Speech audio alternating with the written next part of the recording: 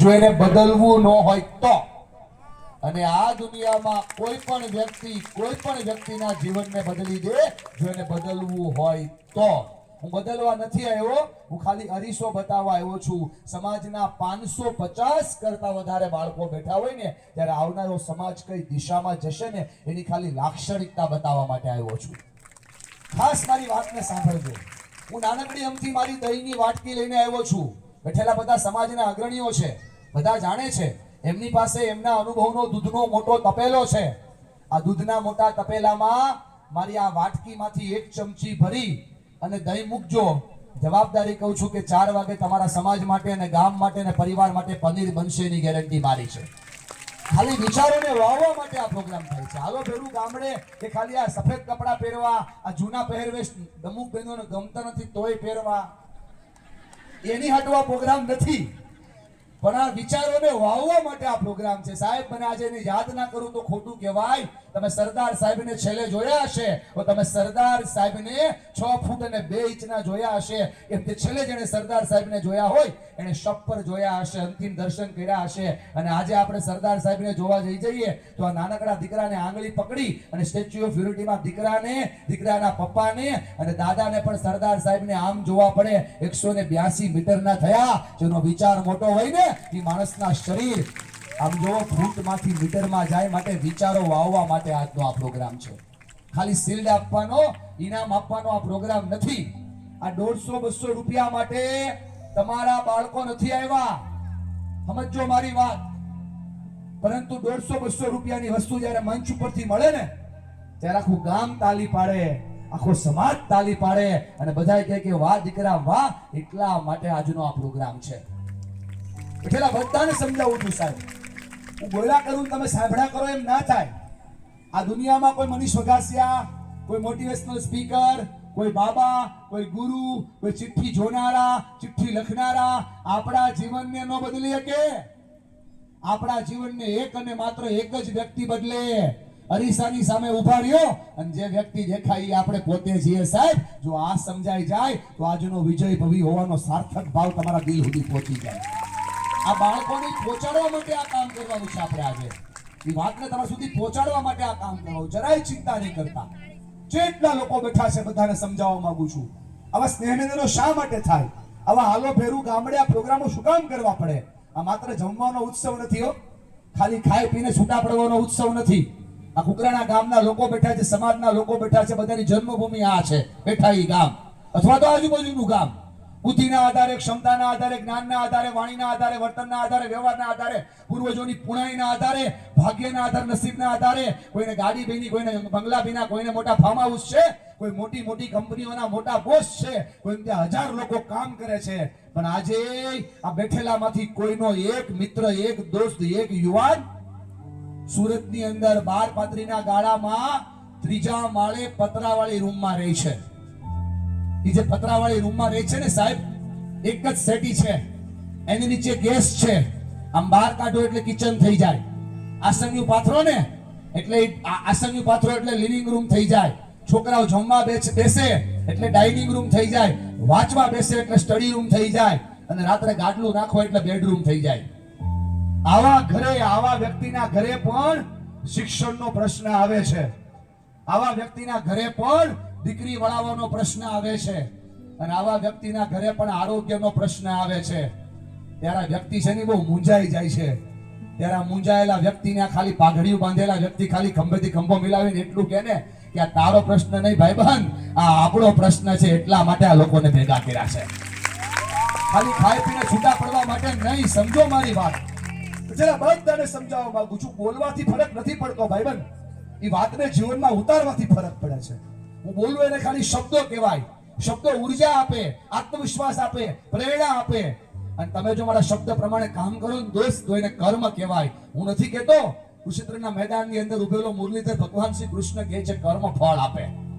જો કર્મ કરો તો ફળ મળે. એટલા માટે 4 શરતથી પ્રોગ્રામ ચલાવીશું. સૌથી પહેલી અને સૌથી મહત્વની શરત, હું બોલ્યા કરું તમે સાંભળ્યા કરો એવો પ્રોગ્રામ આપણે કરવો જ નથી. મારે પણ બોલવાનું છે. અને છેલ્લે ઓલા ઉભા ત્યાં સુધી યુવાનોને કહું, જો ખરેખર યુવાનો સમાજની એકતા ચાહતા હોય તો ઉભા રહેવા કરતા આગળ આવીને બેસી જાવ. વૈયાવો બધા સમાજ આગળ, વૈયાવો આખા બધા યુવાનો આવતા રહ્યો આગળ. તમારા જેવા યુવાનો આગળ આવે તો કામ થાય. પાછળ ન્યા નો બેસતા, આગળ આવી જાવ આગળ. અરે ન્યા છે હું ક્યારે પહોંચીશ વિચારું છું. હા ધન્યવાદ. આ જેટલા લોકો સાંભળી રહ્યા છે, 4 શરતથી આ પ્રોગ્રામ ચાલશે. સૌથી પહેલી અને સૌથી મહત્વની શરત છે, આ વન વે કમ્યુનિકેશન નથી, આ 2 વે કમ્યુનિકેશન છે. એનો મતલબ એવો છે, મારે પણ બોલવાનું. આવી જાવ ભાઈ, બેસી જાવ, બેસી જાવ, આવી જાવ. મારે પણ બોલવાનું. અરે આવી જાવ, તમને નુકસાન નહીં જાય, મારી જવાબદારી. રામદેવ પીરનું આખ્યાન નથી આ. બેસી જાવ, આરામથી બેસી જાવ, ફાયદો જ થશે. આપણી દવા છે ને ભાઈબંધ, આયુર્વેદિક છે, નુકસાન જરાય નહીં કરે, ફાયદો તમારી તાસીર પ્રમાણે કરશે. વાપરો એટલે ફાયદો ચાલુ, વાપરવાનું ચાલુ કરો એટલે ફાયદો ચાલુ. અને એટલા માટે મને ઉપરથી બોલવા કરતા હેઠેથી બોલવા વધારે મજા આવશે. હું તમારી જેમ દાળ ભાત શાક ને રોટલી જ ખાઉં છું. અમારે બેકઅપ કરી દેજો ભાઈ. આ નીચે એટલે આવી ગયો કે આ છોકરાઓ ધ્યાન મારે, આ દીકરીઓ ધ્યાન મારે, વાત ધ્યાન મારે. હું બોલું તમે સાંભળો એવું કામ આપણે કરવું નથી. મને બધા જવાબ દેજો. મારે પણ બોલવાનું છે અને તમારા લોકોને પણ બોલવાનું છે. હા, એક અહીંથી મોટા ભાઈ બોલ્યા, 2 દીકરીઓ બોલી, બાકી બધાએ મોઢું બંધ રાખ્યું. અને એટલા માટે જીવનના પ્રશ્નો થાય છે. જ્યાં બોલવાનું હોય ત્યાં આપણે બોલતા નથી, જ્યાં ન બોલવાનું ત્યાં બધા બોલીએ છીએ. એક વાર ટ્રાય કરું. મારે પણ બોલવાનું છે અને તમારા લોકોને પણ બોલવાનું છે. 40% હજી ફાફલા કોઈ નથી બોલ્યા. કે જિંદગી ભર મેં બોલ્યા, હવે નહીં. અને અમુક લોકો ઘેરેથી નજીક કરીને આવ્યા છે કે જાડિયા તરડો નાખવી એટલી નાખ. અમારો હુવાનો ટાઈમ તે બગાડ્યો છે આજ.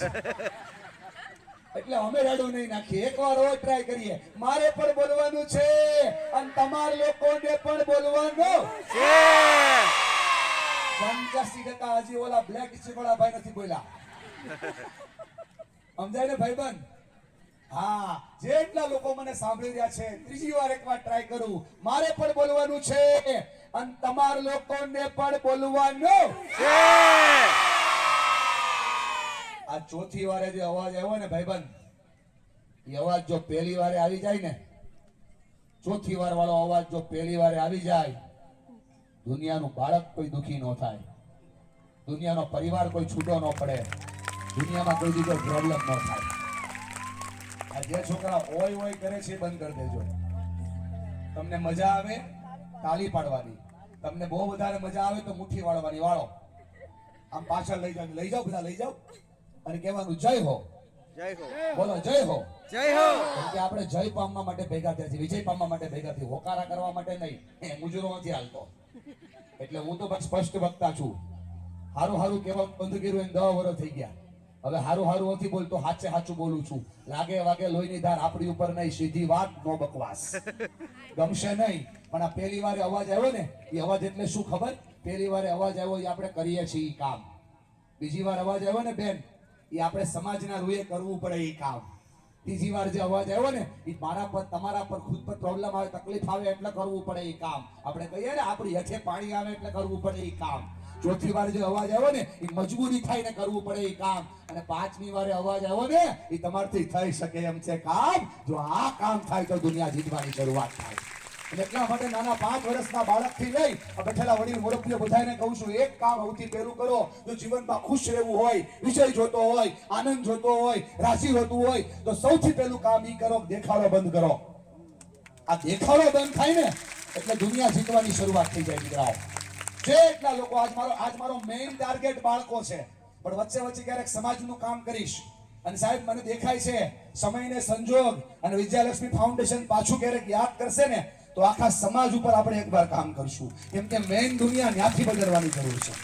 આ નથી બદલતી એટલે દેખાડી રહ્યો છું. સમજો મારી વાત. અને હવે હોકારો આપો. મારે પણ બોલવાનું છે અને તમારા લોકોને પણ બોલવાનું છે. આ કોણ છે સમાજમાં? આ બધા બજરંગ છે. જાંબુવન ગોતવા ક્યાં જાઓ? આ જાંબુવન બનીને તમારી આરે વાતો કરવી છે. એટલે કહું છું, બીજી શરત છે, હું બોલતો હોય કે દુનિયાનો કોઈ પણ સ્પીકર બોલતો હોય, સામેવાળા વ્યક્તિની સાંભળવાની કેપેસિટી 3 મિનિટથી વધારે નથી. એ દર 2-3 મિનિટે આમ આજુબાજુમાં ચેક કરે. એટલે 2-3 મિનિટે હું તમને આમ હાથ હલાવીને કહીશ હલો, તમારે મને આમ હાથ હલાવીને કહી દેવાનું હાય. તો મને ખબર પડે કે આટલું બધું બોલ્યા પછી પણ ઓલી ચોથી ખુરચીએ બેઠેલો ભાઈ મોબાઈલ જોવે ને, ન્યા સુધી